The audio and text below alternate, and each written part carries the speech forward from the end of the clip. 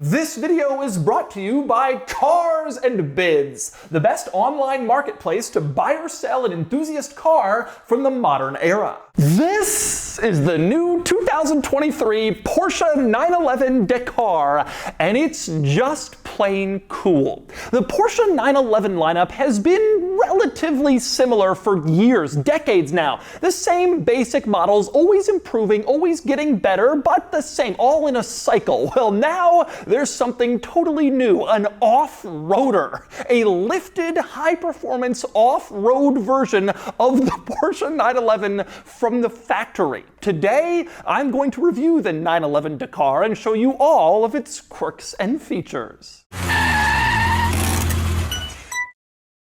Alright, time for the quirks and features of the new 911 Dakar. And first, a very sincere thank you to Porsche San Diego, my local Porsche dealership here in San Diego, for letting me come in and shoot a video with this car. The 911 Dakar is very special and tremendously hard to find right now, but Porsche San Diego has this one, and I sincerely appreciate their generosity in letting me film this video and show you the quirks and features of the 911 Dakar. You can check out Porsche San Diego by clicking the link in the description below. So let's talk 911 Dakar. Yes, this is an off-roader Porsche 911, and I'm going to take you through all the changes required to turn a Porsche 911 into a pretty legit off-road vehicle. It's crazy stuff, but let's start with the name, Dakar. It's named after the Paris to Dakar off-road rally race, and I've heard people pronounce it in various ways. Dakar,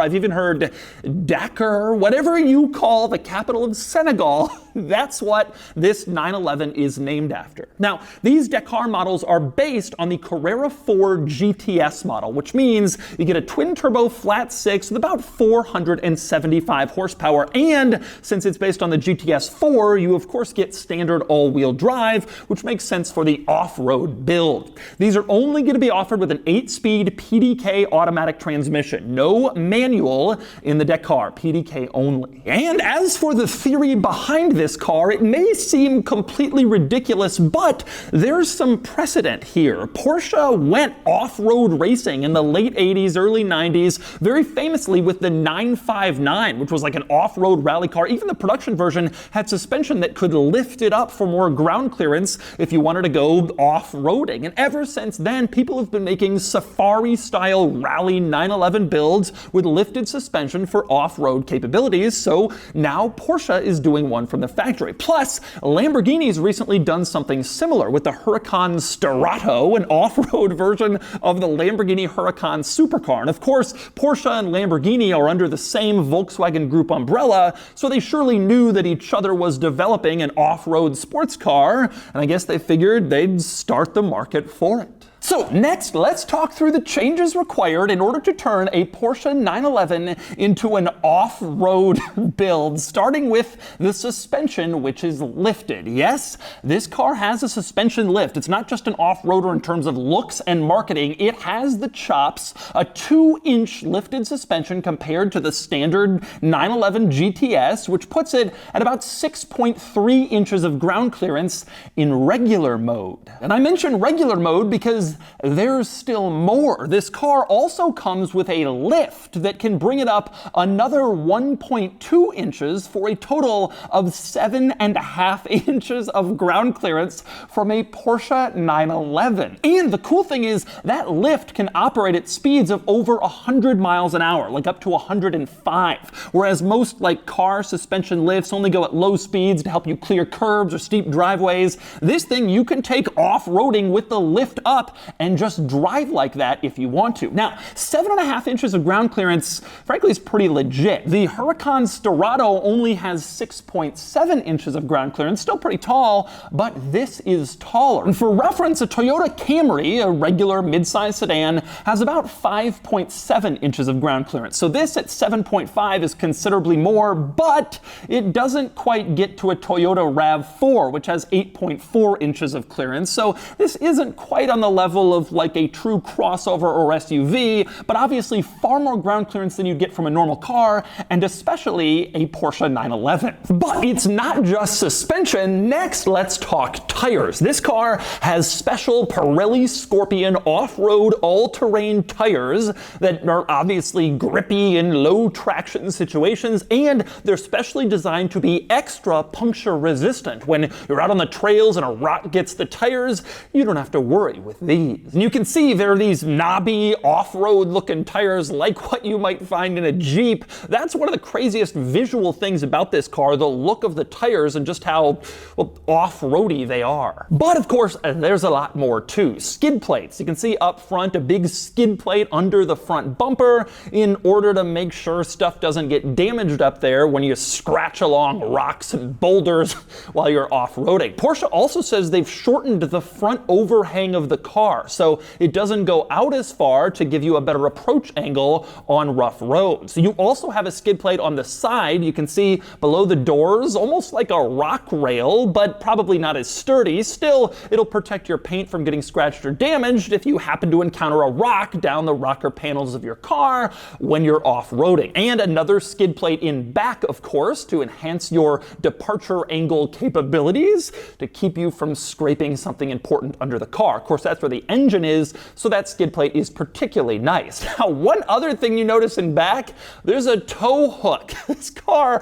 comes from the factory with a tow hook, so if you get it stuck, you can pull it out of something, or if your buddy gets stuck in his 4Runner, you can pull him out. There's also a front tow hook here, so front and rear tow hooks, which wasn't even offered in the new Land Rover Defender. You couldn't get that, but it's on the 911 Dakar. You also have plastic cladding on the outside of this car. You can see over the wheel arches a little plastic, and it continues down the sides, the rocker panels, the other wheel arch, also plastic cladding, and some plastic cladding in the bumper area too, both front and rear. The theory here is this is some of the widest points in the car. So if you really are rock crawling or going through a forest, stuff scraping the side of your car, these wider points are plastic so debris won't scratch your paint. You can easily replace these plastic guards if you had to. And then there's the roof basket. You can't have a true bona fide off-roader without roof racks and a roof basket.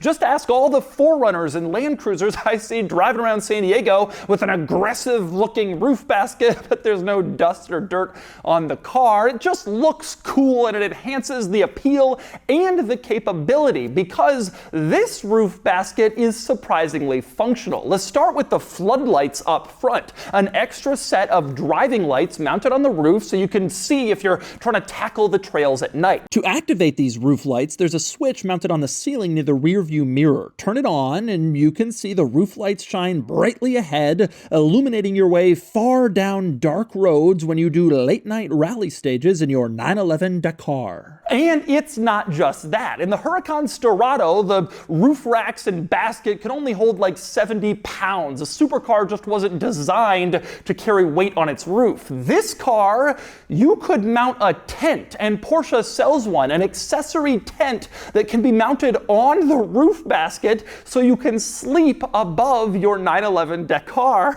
just like people do at campsites. Or if you don't want the tent, you can get these accessories. You can see jerry cans for extra fuel when you're miles from a gas station in the wilderness. There's a Porsche branded shovel that you can get, as you can see, and these Porsche off-road tracks, which might come in handy in case you get stuck in low traction. The roof basket and roof racks really complete the look and feel of this car. It's an amazing feature. And speaking of cool accessories, here's another one. In the front trunk, there's a plastic front trunk like bin that's perfectly sized to fit in there, which is a cool idea in an off-road vehicle. You got wet, muddy, dirty stuff you want to throw in the trunk. You don't want it to damage the carpet. Well, you can throw it in this bin and then just lift out the entire bin and clean it instead of dealing with carpet cleaning.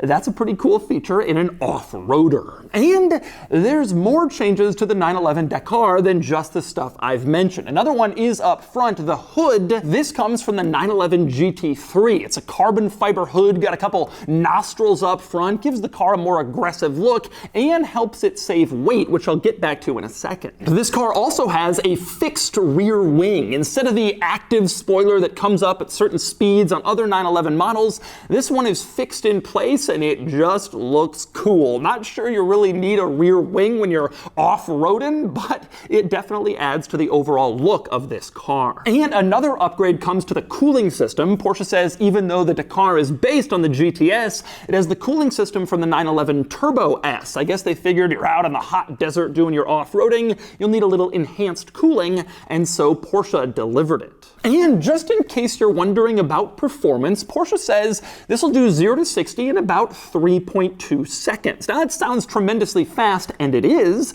but it's slower than a regular 911 Carrera 4 GTS. The main reason is the tires. All-terrain tires just don't hook up on pavement like specially designed performance tires that help you accelerate as fast as possible. And you would think that weight plays a little bit of a role, but interestingly, it doesn't. This car, despite all of its upgrades, only weighs about 20-25 pounds more than a standard Carrera 4 GTS. So how did they manage that? Well, one thing is the GT3 hood. You can't get that in a GTS. Here it's made of carbon fiber and it saves weight. You also have that fixed rear spoiler. Porsche deleted the active aero, the spoiler that goes up and down. That's cool, but it adds weight. The fixed spoiler actually makes the car weigh less. Another big weight savings, they deleted the back seats. So the 911 Dakar is a two-seater only. Not the most practical off-roader, but then again, that was pretty clear from the start, and it does help save weight. These cars also come standard with carbon fiber bucket seats, which the regular GTS does not, and those bucket seats help to save additional weight compared to a GTS. So not a significant weight penalty if you buy this car over a GTS, but it is slower, mainly due to those tires. And since we're talking seats, and, well, no seats, let's move inside the 911 Dakar, where, frankly, I have the same complaint about this car that I did about the Storado, which is the exterior has been changed so thoroughly, and they haven't done much on the inside. Outside, this car is lifted with knobby tires and a roof basket and a carbon fiber hood, and it's this totally crazy thing, but in here, you'd never really know. It just seems like a regular 911 with only a few subtle differences. Now, one of those differences I love. In the gauge cluster screen, you get in the car, it shows the outline of a 911, but with knobby tires, clearly all-terrain tires, which makes you feel a little more special because you're in the Dakar. You also have two extra new drive modes in this car that can enhance the experience. One is called Rallye, which helps you launch in low traction situations. It allows for a little bit more wheel slippage before traction control kicks in and helps get you going at speed if you're on like loose off-road surfaces. You also have a new mode called simply Off-Road, which Porsche says prioritizes ultra-high traction and locks the car in its lifted ride height. This is for your more serious off-road adventures. You move into off-road mode, get a lift, and get a little bit more traction. Your only other real interior change is a plaque over on the passenger side of the dashboard. You can see it says 911 Dakar, and below that 0113 of 2500. Porsche says that's the production run of this car, just 2500 units, and this is of course number 113, so you do have that individual plaque, but otherwise not too many changes or differences in here. Though this button in the center control stack is definitely a change. The car lift button, you won't see that in a standard 911, but different buttons and a small plaque hardly makes for a completely different interior, even though this is a completely different type of 911. Now, given that this interior is relatively similar to other new 911 models, that means you have mostly the same quirks and features. I've reviewed a few different versions of the latest 911, so I'm not going to go through everything, but I will touch on some of the most important ones, including the gauge cluster situation. You still have a fixed analog tachometer right in the center to make you feel like a racing driver with engine speed being your highest priority, but flanking that on either side, you have screens, and these screens are fantastic, very configurable. You can adjust all sorts of displays, information readouts, get a large map map here. You can pretty much customize these screens to show exactly what you want to see directly in your line of sight, which makes for an excellent gauge cluster situation. And that fixed gauge in the middle, well, frankly, it just looks pretty cool. Next up, moving into the center and this weird switch here, which is the gear selector in this car. Like I said, all of the 911 Dakar builds will come with a PDK automatic transmission, no manuals here. So you have this strange switch to shift from reverse to neutral to drive. It's certainly odd, but Porsche's incorporating it in more and more of their cars, obviously including the new 911. Now below that, you have a cup holder, as you can see, and it lifts out. You press this tab on top, you can pull out the cup holder, and Porsche also supplies you with a little storage compartment sized the same that you can snap in there instead. So you can decide whether you want cup holder or storage compartment whenever you choose. Now, one other important thing to mention here in the center console, you'll notice buttons for heated seats, which is a surprise if you know about Porsche carbon fiber bucket seats. You typically can't heat them, and that's the case here too. This car comes standard with carbon fiber bucket seats, but this particular Dakar doesn't have them. Instead, it has adaptive sport seats. They're power operated, they're more comfortable, they're heated, and they are a free option if you decide you don't want the tight, confining carbon fiber buckets. The only drawback to switching to these seats is, obviously, it adds some weight back into the car and penalize you a little bit more in terms of weight compared to the standard GTS. And speaking of options in this car, the 911 Dakar starts at $222,000 before destination, before options, and before any dealer market adjustment, because these cars are going to be in hot demand. Figure most sticker prices with options will be around $250, but again, that's before any markup, which a lot of modern Porsche models like this one have seen big markups lately. Now, the most interesting option for this car is called the Rallye Design Package, and it makes the exterior look like this. It costs $28,500 extra, but it's a livery from an old school Porsche Rallye race car, and it looks pretty neat. A standard color like this Dakar is pretty cool, but that Rallye Design Package is especially exciting. The only drawback is the original car that wore that Rallye livery. It said Rothmans on the side, which was a cigarette brand. You can't really do that anymore, so now it says Rough Roads, which I think is just kind of lame. The kind of thing a German would think up as cool, but it isn't really. It'd be nice if you can change that to say whatever you want, and of course I'm sure some people will. Now, as for total pricing and market position, like I said, around $250,000 when equipped with typical options. That's a lot of money, but it's still a lot cheaper than the Huracan Storado, which is basically the only other car like this. Those start, I think, around $275,000, and they seem to be $330,000 or $340,000 when equipped with regular options. So this car is a bargain by comparison, although it isn't a mid-engine V10 600 horsepower supercar. All right, driving the new 911 Dakar. I have wanted to do this ever since they first announced this thing. It looks so absolutely ridiculous. Now, I'm in off-road mode right now, which means that I'm lifted up, and immediately it is obvious that this car is higher off the ground than the standard 911. It's just very clear sitting in it. That sounds like it should be obvious, but I wasn't sure if only a few inches of ground clearance would really be that apparent from the driver's seat. Obviously, inches matter on rough roads or rock crawling or whatever, but I wasn't sure if you can notice from here. You definitely can. And sitting up here, it really feels like I am sitting up higher. Not again like a crossover, but almost like I'm driving a 911 like sedan. It doesn't seem to compute in my brain. Now, I'm very lucky to be able to drive this car up around Porsche San Diego, which is in this area of San Diego that has the worst roads of anywhere. I'm not gonna be able to take this car off-road like I did with the Storado, but I can kind of run it over some really rough pavement, and it's great. You feel like you can do whatever you want in this thing. It is so cool to be able to just kind of go over stuff like that with complete immunity from worry. You know, in my Carrera GT, every time I go over a bump, I'm thinking to myself, oh, you gotta take it at some severe angle. This car, you're just like, yeah, whatever, I'll go over that. It doesn't bother me. Now, of course, the other cool thing about this car is it's also quite, I just went over like a divot for a drainage. It's just no problem. This is such a cool experience to be able to do this stuff.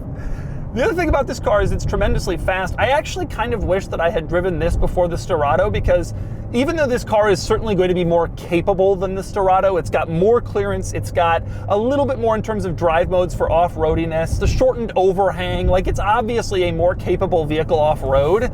The Sterrato's fast, and I drove it on the pavement like getting the tail loose, and so now you get into this and it feels like it's not as cool. It's not as cool, but it's also $125,000 cheaper, so that's kind of what you expect. It's still tremendously cool, and it's still quite fast.